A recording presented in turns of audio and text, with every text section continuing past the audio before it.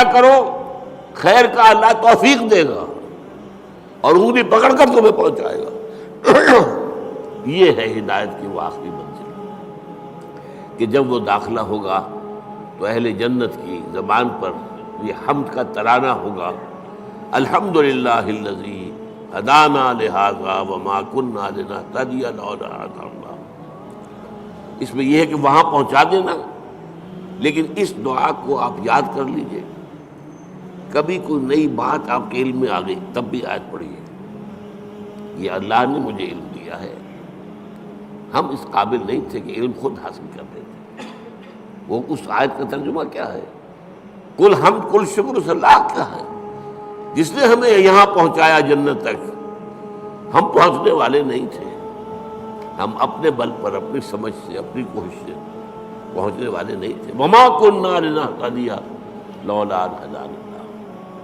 اسی طرح آپ کو کسی مجلس میں کوئی آپ کو محسوس ہو کہ آپ کے دل کو کوئی روشنی ملی ہے، کوئی آپ کو ہدایت کا کوئی نقطہ ہاتھ آیا ہے، کوئی ہدایت کی طرف آپ کی وہ توجہ ہوئی ہے، یہ دعا مانگیے، الحمدللہ الذی ہدانا لہذا وما کنا لنہتدی لولا ان ہدانا اللہ۔ چاہے وہ کسی کے ذریعے سے آیا ہو، لیکن الٹیمیٹ سورس تو اللہ ہے نا۔ خود اس کو کس نے بتایا تھا؟ اللہ نے بتایا تھا۔ ہمیں جس نے سکھایا ہے اسے کس نے سکھایا تھا؟ اللہ نے سکھایا تھا۔ اسی طرح الحمدللہ الذی صدقنا وعدہ واورثنا الارض نتبوأ من الجنۃ حیث نشاء۔ ایک جگہ یہ ترانہ آیا، جنت والے ترانہ جو ہے کل حمد کل شکر اللہ کا ہے جس نے ہم سے اپنا وعدہ سچا کر دکھایا۔ اس نے ہم سے کہا تھا کہ تم میرے راستے پہ چلو گے میں تمہیں جنت دوں گا، آج ہمیں اللہ نے وہاں پہنچا دیا، زمین کا وارث بنا دیا گیا۔ فاورثنا الارض، بعض نے کہا نہیں ارض سے مراد ارض جنت ہے، جنت کی زمین کا ہمیں وارث بنا ہے، لیکن میری ذاتی رائے بھی یہی ہے، اصل میں حساب کتاب یہی ہوگا، میدان حشر اسی زمین میں ہوگا، اس لیے کہ قصہ زمین برسر زمین، آپ نے نیکی یہی کمائی ہے، بدی بھی یہی کمائی ہے، اس کی سزا بھی یہی ہوگی اور اس کی جزا بھی شروع یہاں ہوگی، لیکن شروع ہوگی جزا کے مرحلے ہیں، پھر اس کے بعد جنت، آسمانی جنتوں کی طرف عروج ہوگا۔ لیکن وہ جو میں نے کئی دفعہ آپ کو بتایا ہے قرآن مجید میں ایک نزل کا لفظ آتا ہے، نزل، اور ایک عربی میں ضیافت کا لفظ، ان دونوں میں فرق کیا ہے؟ نزیل کہتے ہیں کسی مہمان کو جب کہ وہ فوراً آیا آپ کے ہاں، نظرا اترا، کوئی اونٹ سے اترا آپ کے دروازے پر، نزیل ہے، گھوڑے سے اترا آپ کے دروازے پر، نزیل ہے، کسی خچر پر تھا، گدھے پر تھا، اترا، نزیل ہے۔ آج آپ کار سے اترتے ہیں، نزیل ہے، نظرہ تو ہے۔ آتے ہی آپ کیا کرتے ہیں؟ موسم کے لحاظ سے کوئی ٹھنڈا یا گرم، فوری طور پر ٹھنڈا یا گرم جو ہے اس کی تواضع کی جائے گی، پھر ضیافت ہوگی، پھر اہتمام ہوگا، پھر جو ہے آپ اہتمام کے ساتھ کھانا تیار کریں گے، اس کو ضیافت ہے۔ یہ جو قرآن مجید میں یہ نقطہ جو ہے بعض لوگوں کو بہت پریشان کرتا ہے، ذرا لطیف مزاج رکھنے والے لوگوں کو، کہ کیا جنت کے اندر اللہ تعالیٰ حوریں ہوں گی، غلمان ہوں گے، شہد ہوگا، دودھ ہوگا، پھل ہوں گے، یہ مادی چیزیں جو ہیں ان کی کیا قدر قیمت ہے؟ کیا یہی کچھ مل رہا ہے؟ اس کا جواب یہی ہے، یہ نزل ہے، ابتدائی جو ہے مہمان نوازی اس سے ہوگی، اور کیوں ہونی ہے؟ ایک بندہ مومن اپنے راستے پر اگر وہ چلتا ہے ایمان اور اسلام پر، تو اس دنیا میں نعمتوں میں سے اکثر آلات میں محروم رہتا ہے۔ حلال کے ذریعے سے کہاں آپ پھل لائیں گے، کہاں اپنے بچوں کو پھل کھلائیں گے؟ آپ کو ٹنڈی ترشی کے ساتھ جو ہے آپ نے اپنے نفس کے اوپر بھی قابو رکھا ہے، آپ نے کوئی جنسی جو ہے بے راہ روی اختیار نہیں کی ہے، کہ جن خواہشات کو جو اللہ نے ہمارے اندر رکھی ہوئی ہیں ان کو کنٹرول کیا، روکا ہے. نہى النفس عن الهوى، خواہشات سے اپنے نفس کو روکے رکھا. تو میں کہتا ہوں اس کا منطقی جگہ یہی ہونی چاہیے کہ ان خواہشات کی بھرپور تسکین کا سامان کر دیا جائے جن سے تم نے ہمارے راستے پر چلنے کی وجہ سے اپنے آپ کو محروم رکھا. لیکن یہ نزول ہوگا، آخری جنت کی جو نعمتیں ہیں جو اور آگے درجے کھلیں گے، پھر چڑھنا ہوگا، صعود ہوگا.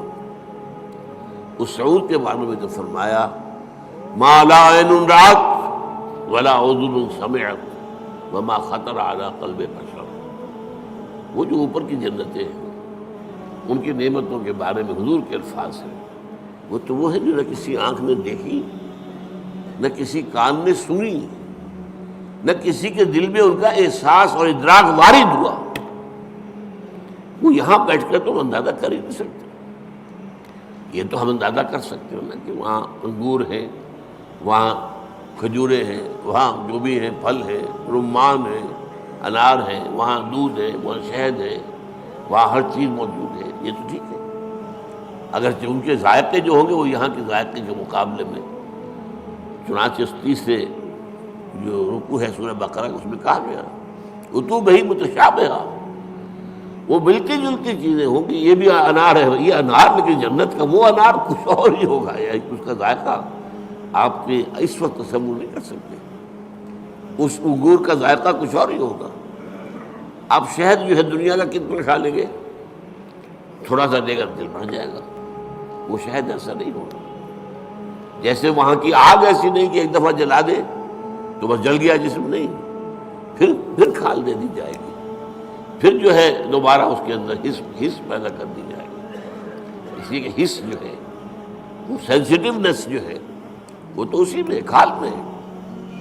کھال جلنے کے بعد آپ کا گوشت جل رہا ہوگا تو آپ پتہ بھی نہیں چلے گا کیا ہو رہا ہے، اس لیے کہ اس میں سینسیشن ہے ہی نہیں. تو بہرحال جنت کی نعمتوں کو میں آپ سے عرض کر رہا تھا کہ یہ یہیں پر میدان حشر ہے. اب میرا گمان ہے، اب یہ باتیں جو ہے وہ یقین کے درجے میں نہیں ہے، نہ ان کو اس بانی میں آپ لیجئے. میرا گمان یہ ہے کہ جہنم اس زمین کے پیٹ میں موجود ہے. آپ کو معلوم ہے جو وہاں کی گرمی ہے، جب آتش فشاں پھٹتا ہے تو کیا نکلتا ہے؟ لاوا. وہ چٹانیں جو ہیں پگھلی ہوئی، وہ لاوا، وہ سارا تو پیٹ میں ہے. اب کیا ہوگا سوچئے، ایک گیند ہے، فٹ بال ہے، اس کے پیٹ میں کچھ ہے. جب آپ اس گیند کو کھینچیں گے ادھر سے ادھر سے، چپٹی ہوگی تو درمیان کی چیز باہر آ جائے گی کہ نہیں؟ وَإِذَا الْأَرْضُ مُدَّتْ وَأَلْقَتْ مَا فِيهَا وَتَخَلَّتْ. وہ دن قیامت کا کیا جب زمین کو کھینچا جائے گا. وَإِذَا الْأَرْضُ مُدَّتْ إِذَا السَّمَاءُ انشَقَّتْ وَأَذِنَتْ لِرَبِّهَا وَحُقَّتْ وَإِذَا الْأَرْضُ مُدَّتْ وَأَلْقَتْ مَا فِيهَا وَتَخَلَّتْ وَأَذِنَتْ لِرَبِّهَا وَحُقَّتْ. اب وہ کھینچیں گے آپ تو اس کے اندر سے درمیان چیز باہر نکل آئے گی. یہ ہوگی جہنم. اس جہنم کا معاملہ اسی زمین میں سے. پھر وہی لفظ کہہ رہا ہوں، قصہ زمین برسر زمین. لیکن یہ کہ جنت جو وہ ہوگی زمین کی، وہ صرف پہلی منزل ہے اس کی. وہ آپ کہہ لیجئے کہ وہ در حقیقت استقبالیہ ہے جو وہاں پر ہو رہا ہے، اور وہاں پر نزل دیا جا رہا ہے. یہ ساری چیزیں جو گنوائی گئی ہے قرآن میں، یہ نزل کے درجے میں، پھر اونچے درجے ہوں گے، پھر اونچے درجے ہوں گے. تو بہرحال یہ میری بات کہاں سے چلی تھی؟ الحمدللہ الذی صدقنا وعدہ وأورثنا الارض نتبوأ من الجنۃ حیث نشاء. کل شکر اللہ کا ہے جس نے ہم سے اپنا وعدہ پورا کیا اور ہمیں زمین کا وارث بنا دیا. یہ زمین جیسا کہ میں نے کہا اکثر کے نزدیک تو جنت ہے، جنت کی زمین جس کا وارث ہم بنے. لیکن بعض کا خیال، میری رائے بھی یہی ہے، وہ یہی زمین ہے. اس لیے کہ آپ کو معلوم ہے سورہ فجر میں کیا فرمایا؟ وَجَاءَ رَبُّكَ وَالْمَلَكُ صَفًّا صَفًّا. جا ربک، آ جائے گا تمہارا رب. اللہ تو نزول فرمائے گا، میدان حشر میں آئے گا، یہی مقدمہ ہوگا، یہی عدالت لگے گی. جا ربک والملک صفا صفا، تمہارا رب بھی آ جائے گا اور پھر فرشتے ہوں گے صفے باندھے ہوئے، قطار در قطار. یہ نزول ہوگا. وَيَحْمِلُ عَرْشَ رَبِّكَ فَوْقَهُمْ يَوْمَئِذٍ ثَمَانِيَةٌ. وہ جب اللہ تعالیٰ اپنے اس عرش سے اتر کے اس زمین تک آئے گا، اب وہ کیا کیفیت ہوگی، آپ اس کے لیے کچھ نقشہ ذہن میں، کوئی مادی کوئی وجود اللہ کا نہ سمجھیے، لیکن کوئی کیفیت ہے جس کا نام، جس کو ان الفاظ سے تعبیر کیا گیا ہے. اب الفاظ ہیں تو کسی درجے میں مناسبت ہوگی. وہ حقیقت تو اس وقت کھلے گی، جیسا کہ میں نے کہا جنت کی نعمت ہوگی، حقیقت اس وقت کھلے گی. ما لا عین رأت ولا اذن سمعت وما خطر علی قلب بشر. اور قرآن میں جو آتا ہے لہم ما یشاؤون فیہا ولدینا مزید، اہل جنت کے لیے وہ تو سب کچھ ہوگا ہی جو وہ چاہیں گے، ہمارے پاس اور بھی بہت کچھ ہے، اس کا تصور ہی نہیں ہوگا.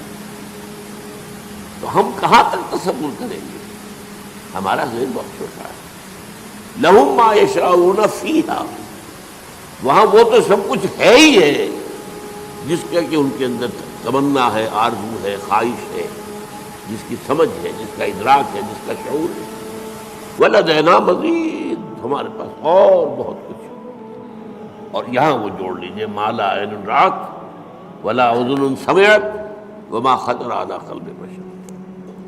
تو یہ اصل میں حمد ہے، شکر